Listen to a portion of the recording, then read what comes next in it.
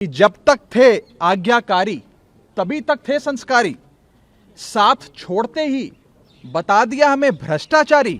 जो लूट खसूट को कहते हैं कट्टर ईमानदारी, आप ही बताइए आखिर उनसे कैसे कोई निभाए यारी।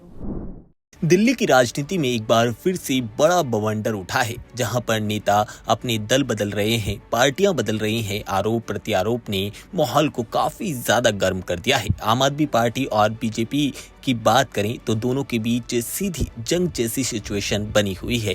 हाल ही में आम आदमी पार्टी छोड़कर बीजेपी में शामिल हुए नेताओं की बात करें तो उनको लेकर कंट्रोवर्सी और ज्यादा तेज हो गई है।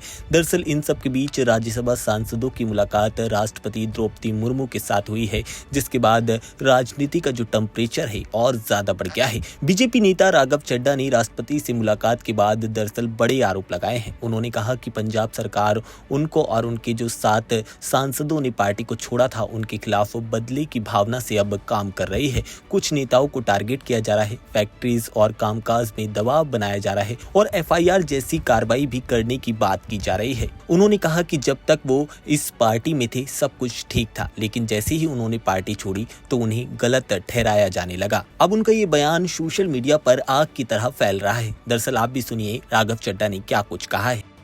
आम आदमी पार्टी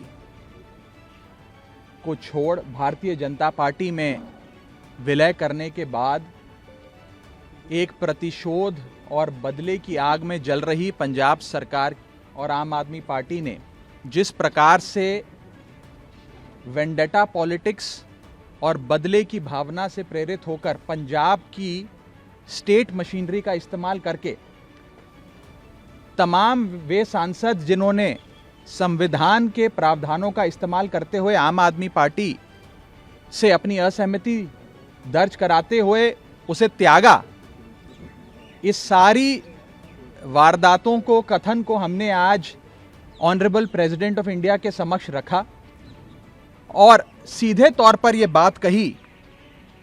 और मैं आम आदमी पार्टी को भी यह बात कहना चाहता हूं कि जब तक थे आज्ञाकारी तभी तक थे संस्कारी, साथ छोड़ते ही बता दिया हमें भ्रष्टाचारी। जो लूट खसूट को कहते हैं कट्टर ईमानदारी, आप ही बताइए आखिर उनसे कैसे कोई निभाए यारी।